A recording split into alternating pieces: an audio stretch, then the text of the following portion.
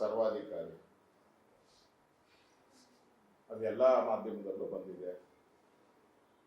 ಈ ಪ್ರೊಟೆಸ್ಟ್ ಮಾಡಿದವರು ಒಂದು ರೀತಿ ಕಾನೂನನ್ನ ಉಲ್ಲಂಘನೆ ಮಾಡಿ ಅವರು ಒಂಥರ ಸರ್ವಾಧಿಕಾರಿಯ ಧೋರಣೆಯನ್ನೇ ಮಾಡಿದ್ದಾರೆ. ಏನು ವ್ಯತ್ಯಾಸ ಇಲ್ಲ.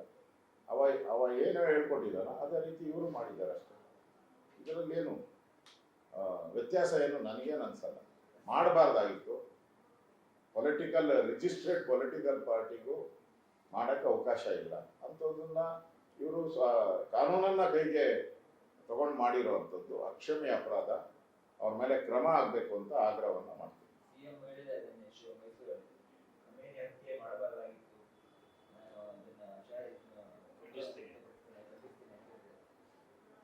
ಅದು ಕಾಂಗ್ರೆಸ್ ಅವರ ಸ್ಟ್ಯಾಂಡ್. ಅದು ಕಾಂಗ್ರೆಸ್ ಅವ್ರಿಗೆ ನಾವು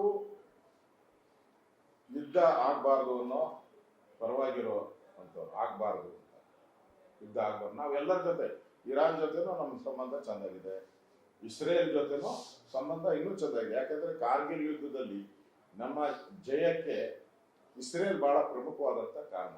ಅವತ್ತು ಅಟಲ್ ಬಿಹಾರಿ ವಾಜಪೇಯಿ ಅವರ ಜೊತೆ ನಿಂತಂಥದ್ದು ಇಸ್ರೇಲಿನ ನಮ್ಮ ಟೆಕ್ನಾಲಜಿ ಅವತ್ತು ನಮ್ಮ ಜೊತೆ ನಿಂತಿದ್ದರಿಂದ ನಾವು ಕಾರ್ಗಿಲಲ್ಲಿ ಬೇಗ ಜಯವನ್ನ ಸಾಧಿಸುವಂಥದ್ದಕ್ಕೆ ಅದು ಒಂದು ಕಾರಣ.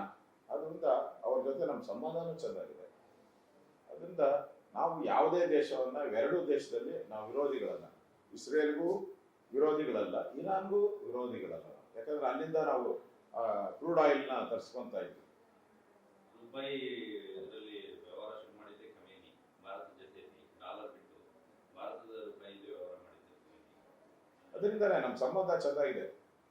ನಾವೇನೋ ಖಮೇನಿಗೆ ವಿರೋಧ ಇಲ್ಲ. ನಾವು ಅವರ ಆಡಳಿತ, ಅಲ್ಲಿನ ಸರ್ವಾಧಿಕಾರಿ ಆಡಳಿತ ಅವ್ರಿಗೆ ಸಂಬಂಧಪಟ್ಟಿದ್ದು. ಆದರೆ ವ್ಯಾವಹಾರಿಕ ಸಂಬಂಧದಲ್ಲಿ ನಮಗೂ ಇರಾನ್ಗೂ ಒಳ್ಳೆ ಸಂಬಂಧ ಇತ್ತು, ಪ್ರಶ್ನೆನೇ ಇಲ್ಲ.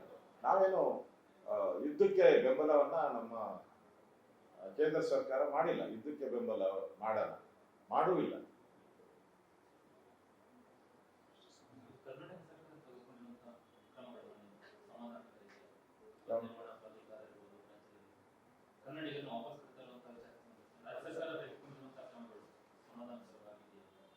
ಇಲ್ಲ, ರಾಜ್ಯ ಸರ್ಕಾರ ಇನ್ನೂ ಆ ಕ್ರಮದ ಬಗ್ಗೆ ಇನ್ನೂ ಕಾಂಕ್ರೀಟ್ ಆಗಿ ಏನು ಆಚೆ ಬಂದೇ ಇಲ್ಲ.